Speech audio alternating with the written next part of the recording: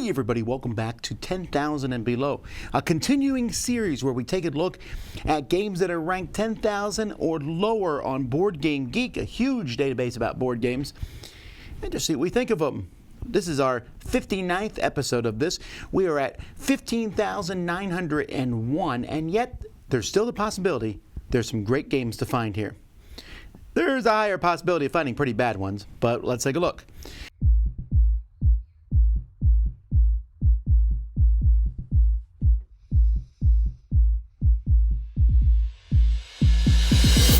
So I always take a look at the first one, and in this case, I happen to have played the first one, Surf's Up Dude. Also, we have Management Material Information Technology Edition. Dingbats, isn't that like a font in Microsoft? Diceborn Heroes, and then Ice Cream. Oh, and Bejeweled.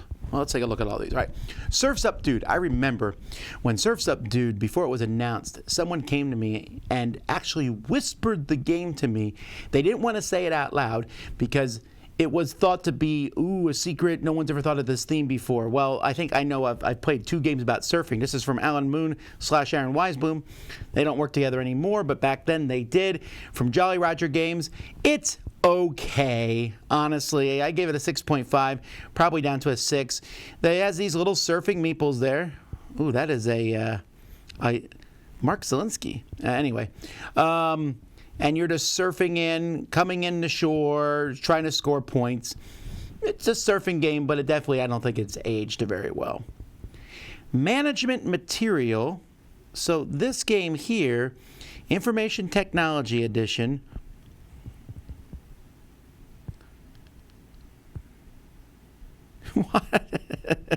Why does this have so many ratings? Zip wah. Just looks like a, well, I don't know. Diceborn Heroes. All right, so this one here, you have 1 to 4. This is a JRPG style game. This was a Kickstarter game. I don't know that. I feel like I've seen this game. Have I played it? No, I haven't. It looks okay. I mean, actually, the artwork doesn't look that great. I wonder why it's rated so low. Look at that, 111 ratings and 111 comments. That's a rare thing. Surprisingly good. Got a copy after all these years. Oh, I see. It's just a really slow delivery, so that's what it is. Okay, so maybe it is a good game, but people haven't been getting it. Never delivered the game, never delivered. Well, this goes to show you, if you irritate your Kickstarter backers, look at that, 1, you will get a low rating for sure. So who knows about that game? Ice Cream. This is from Joe Huber. This is from Face to Face Games. It's a company that no longer exists. And this was a card game. Has nice ice cream artwork, and of course everyone loves ice cream. It has been a long time since I played this. I reviewed this back in 2005, so 15 years ago. Let's see what I said about the game. Theme is important. I said it isn't the best filler I've ever played, but it's definitely one of the best themes for a filler I've seen. As instant appeal. That makes me think this is probably a 6 at this point. I'm going to have to go back and look at it at some point, because if I'm like, it's okay, and I said that back in 2005, yeah, probably that's it. But I do like the theme still. Bejeweled. All right, this is actual from the real life Bejeweled game, and it looks like you're swapping gems. Mass market Hasbro game.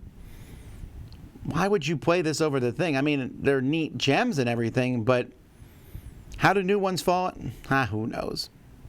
That's called cash grab. Alrighty, let's see what else we got here. We got Speed. Came out in 1938. We got to take a look at that one. Chrysos Hunters. I gave that a 4, so that's probably not too good. Here's a whole trio of games that I did not rate. Well, Quest for the Dragonlords. Ooh, that's okay. I'll talk about that one. And Gold Ahoy. All right, here we go. Speed from 1938. I Feel the Need. 2 to 5, get rid of all the cards in your hand. It's the predecessor of the popular game Uno. Well, that's interesting. Huh. Honestly, no, draw 4. I like the art in this card, though. Like, they have the futuristic stuff. 10 or 5, 3 or 8. Extra turn. Oh, that's cool. This is the kind of game that if you owned it, it would be neat to just show people, like, look at this old-fashioned cool game. I should hunt down a copy of that. Chrysos Hunters, this is from the Flux Capacity. You're moving your things around a changeable map to collect treasure. Oh, yes, I remember this one. You're just moving around the map, very dull looking. It just felt like an unfinished game. Jump Ship. Okay. Jump Ship is from GameRight, Card Ventures. I really thought this would be an exciting thing where you take a card and you have choices and you go to other cards, like a choose your own adventure book, but it's cards. The way this game's supposed to work is you can start with any card almost and just jump around. Because of that, it's not a very cohesive story, I found. I didn't like these very well, and I'm not the only person who thought that way. Quest for the Dragon Lords. Now, I gotta say, I'm surprised that it's this low. It's re-implemented by Quest for the Dragon Lords 2nd Edition. That one made it all the way up to 9,793. So 2nd Edition got higher. That one I gave a 6 to. This one I gave a 6.5. Anyhow, Quest for the Dragon Lords is a risk-style game that also has you send your people out on quests. This is definitely a dated game. You can see by the fonts and the way it's done. It's good. The problem is it actually came with pewter miniatures, or at least the reprint may have come with pewter miniatures, which is why I think I gave the reprint a lower thing. It's good, but it's an old game. When you play it, you feel the clunkiness. It's not smooth. I will say when I first played, I was very excited about the whole thing. It's just that many games have come out since then, this is 2002, that are probably better. Gold Ahoy. This one I gave a 5 to. This is for a Lookout game and a Mayfair game, and it is essentially you have these squares laid out and you're connecting them in different ways. It's very generic. That's the best way to describe it. It's just generic. All right, let's continue down. Anathema. I gave this one a 5 too. Let's see what else we got here. Wreckage. This one I gave a 7 to. 614 ratings. We'll come back to that. Chupacabra. Survive the night. Anytime I mention Chupacabra, I always say survive the night. Talsetti, Planetary Crisis. Ooh, Balancing Moon. I want to take a look at that one. And the Pictionary card game. All right. Anathema. Oh, I remember this one now. This was a trick-taking style game, if I'm remembering correctly. It's based on Casino. The problem with this one for me was just was too dark. Like, darkety dark. The witch trials and everything, and it didn't really match the card play mechanisms. Wreckage is an old fantasy flight game from their Silver line, which essentially was a car wars of sorts. You drove your cars around, you attacked each other. Very light, very simple. I wish it came with, actual 3D miniatures like they show you in these pictures here, but it did not. So that's why it's okay, but it's probably people play better stuff now. Chupacabra, Survive the Night. Now this review, which I did this review August 7th, 2012. Let me see if we can... Chupacabra, Survive the Night. That was like the first appearance of Z on our channel. And we just thought it was funny. That was called Chupacabra, Survive the Night. And there's Melody before she got older and left my house. But yeah, it's an okay dice game. Talsetti, Planetary Crisis. This is from Outer Limit Games. Huh. I'm not sure I ever played this one. This is not getting a lot of love for, being a big space game. Huh. Well, let's take a look at what the comments say. It's Merchants Venus meets Merchants Riders meets Eclipse with a bit of Eldritch Horror thrown in. The rules are bad. Half-baked, unplayed alpha version. Bad rule book. Well, there you go. And that's why it's low. All right, I want to look at this balancing moon thing.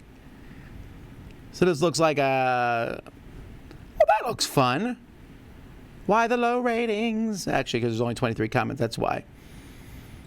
Okay, I would play this. This looks fun. Balancing moon. Pictionary card game. How's that work? Guess the correct answer. You act out a word using a combination of picture clue cards. Oh, so this is a copy of other games like this, where you're just using these cards and acting it out, like by drawing and stuff. Okay, I can see that. I wonder why it's ranked so low. That seems like it's okay. All right, moving on. Hang 4. Captain Treasure Boots. Destroy BCN. I remember that one. Sky Runner. Orphans and Ashes. I want to take a quick look at that one. And Legi. All right, Hang 4. This is a surfing game. It's for kids. Oh, it has these really, I remember these, has these really cool sand dollars. Those are really nice pieces. And great artwork. But it's just it's a kid's game.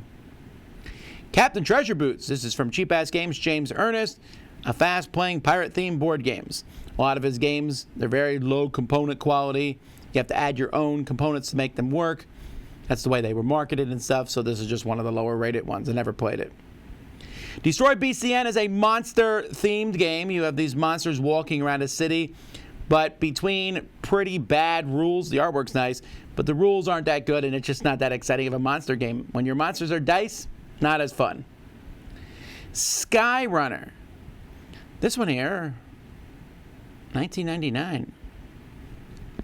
Well, I like the three-dimensional building aspect of this. That looks really cool. Why is it ranked so lowly? A bidding game, the 3D cardboard is a bit of a decoy. You only play on one side of it. Oh, really? A bidding racing game. Climb your building. It can go a little long. Oh, well. Orphans and Ashes is actually based on the webcomic Looking for Group. I know this because this is at Gen Con every year. And so one of them is rescuing people from an orphanage. Another one, you can tell this game, the designer of this game is a board gamer. I know that because I've talked to him. The people who play this comic, write the comic, I'm not quite so sure. So this game has not gotten a lot of buzz at all because the match between that comic and gamers, I don't think is really that strong, actually, or at least as one would be told there. Blind Ferret Entertainment aren't known for great board games either. I've not played this, so I don't know. Legi, have all your pieces on the board first. The last place piece. Oh, yeah, I remember this one. It's like an abstract strategy game. Wow, those are not great pieces. When did I review that one? 2013. It's weird sometimes how it's only 7 years ago, but it seems like such a long time. Alrighty, Harry Potter Miniatures Adventures game from 2018. Is this low? Ooh, that's not good. Demons from 1979. OMG, I gave that one a 3. Sixth Fleet. Feed the Woozle. That's a weird name. We got to look at that. Weird names. Mask and Ball Venezia. Well, that's a bunch to look at. All right. Harry Potter's miniature game. This is from Night Models. All right, let's look at the comments first. Good product that more than meets. Amazing miniatures. Great miniatures. Miniature game. Lots of really high ratings. This is super suspicious. Like, look at all these ratings, and they just happened now. I'm recording this August 2020. And look at all these all these reviews that just like piled in August. Tons and tons and tons. Did this just get delivered on a Kickstarter somehow? Oh my word. That's really weird. Like 10s and 9s and just from people all over. From July and August. Well, let's take a look at one of these people. New user.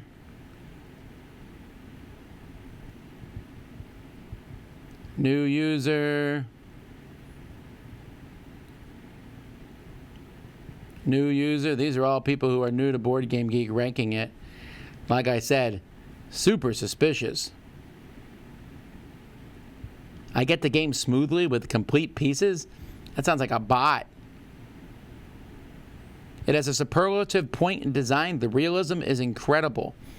Excellent design, surpasses others in details and fun. New user. Whew, that is red lights. Huh. That is really weird. It's ranked 16,914. It actually went down since I put this list together. Alrighty, well, I don't trust this at all. I would assume at this point the game's garbage, and somehow, somewhere, they've gotten a lot of people to come in and rate it highly. And the miniatures don't look bad. They're very well painted. Alright, Demons. Look at that box. You know your parents won't let you play this game. A mini game from SPI. What is with this? Like, oh, this is a war game? Like, who are they attracting with this? This is like a game that you are buying to be a rebel. This is a game that people buy who want people to think they're evil rather than actually be evil. And then they're playing this with these different charts and stuff. That's so silly. All right, OMG. Oh, this is from Decillis Games. I like Decillis Games, but this one just was not a very good game at all. I hate the name of it to begin with. I believe the full name is Oh My Gods, maybe. But you're just playing cards to match a color and use special powers and get rid of all the cards from your hand. One of those style games. Sixth Fleet, U.S.-Soviet naval operations in the Mediterranean in the 1970s. And this was made in the 1970s. I'm always a little suspicious of war games that are ranked this low, because even if I'm not a big war gamer myself, but if the war gamers don't like it, and they're very critical on their own games, there's a lot of information on each of these counters, though. That's for sure. Feed the Woozle. Chocolate covered flies and hairy pickles. Delicious. It's a kids game from Peaceable Kingdom. Peaceable Kingdom makes a lot of good kids games. Mask and Ball Venezia. This is from Adlung Spiel. That's right. In this game, you are trying to, I know how this game works. You're trying to do one of these actions and stuff while sitting around a table. You're staring at everybody else and you're trying to do an action without anybody seeing it, but you want your partner to see it. This is kind of creepy artwork, though, huh? Alrighty, continuing on. We got Ice Lake, Clouds. I just played Clouds and May. Dead Hand Chaos Poker. Little Dead Riding Hood. That sounds like a cheerful game. Titanic. The Hobbit Enchanted Gold, which I gave a 3 to. Tribble's customizable card game. Yeah, that sounds like a good idea. Let's make a whole customizable card game about one episode in Star Trek. Asterisk and Obelisk. Arkham Ritual. And Cena Harry Potter edition. That's just Cena. We're not going to take a look at that one. Bump in the Night. Vegas. Diablo. And finally, Politics as usual. All right, here we go. Ice Lake. Oh, your ice skaters on thin ice. I remember this one from Live Oak Games. You're basically, it's like Tron almost, but with ice skating as you draw on the board, which at the time I was like, you draw on the board, that's pretty cool. Nowadays this happens quite a bit. But I love the theme of this one. Clouds, this one here, you are turning over a card and trying to find the cloud halves that make the picture. It works well for kids. Nice components, but for kids. Dead Hand Chaos Poker. I gave this one a 5. This is from Kurt Covert, Smirk and Dagger Games. It's basically poker, but with extra stuff added in, hidden messages back in there, and one hand is out of play. I don't find that to be fun at all, right? Like, hey, we're playing poker, but one hand doesn't even work. Nah. Not everything from Smirk and Dagger is good. A lot of it is, though. Little Dead Riding Hood. What? She's not dead there. She has a gun with the head of the wolf in her basket. I'm not a big fan of either the graphic design or the art here. Ooh, that's super gross. Happily Ever After? Yeah. Oh, this is from Twilight Creations. That's why. I see. Okay. Well, they're the folks who make zombies. Titanic. They're Mythos. This is from 1998. Near, far. This came out, it says, around the same time as the movie, of course. Wherever you are. Is this Erlangspiel? It is Erlangspiel. I can always tell because their game's just a deck of cards in a small box. The Hobbit Enchanted Gold. I gave this one a 3. You are playing gaming gems, and with combinations, you can overcome opponents. Yep, not good artwork. When did I rate this game? 2015. So I played this 5 years ago. It's very forgettable. From DeVere. The Tribbles customizable card game. Did they, like when people bought this, did they think it was going to last long? 100 Tribbles, 1,000 Tribbles. What? Was this a joke? It's from Decipher. It's a spin-off. It's a straightforward card game. There are 4 pre-constructed decks. You can put in cards from the Star Trek CCG in this game? That's weird. This is a weird product. Asterisk and Obelisk. This is from Cosmos. Michael Reineck. Well, that's weird. Like, why wouldn't this be higher? Michael Reineck's a good designer. This is a theme people like. Very random, chaotic rules. It's a kid's game mostly. This might be a fun one, although my kids have never heard of these comics and wouldn't know anything about them. Arkham Ritual. This is from Ninja Star Games 2017. This looks like a game that is taking itself entirely too serious. I remember seeing this one now. Creepiness, creepy cover. I don't know that I like all Ninja Stars stuff. Bump in the Night, another Twilight Creations. Twilight Creation games just don't do well on Board Game Geek. They're very, very light. Think zombies. And so a lot of people don't like them. So that's why they have their audience, though. Lots of people love Twilight Creation games, just not the people on Board Game Geek. And probably not me either. Vegas. This is another cheap-ass game from James Ernest, where, again, you got to provide all your own components. Meh.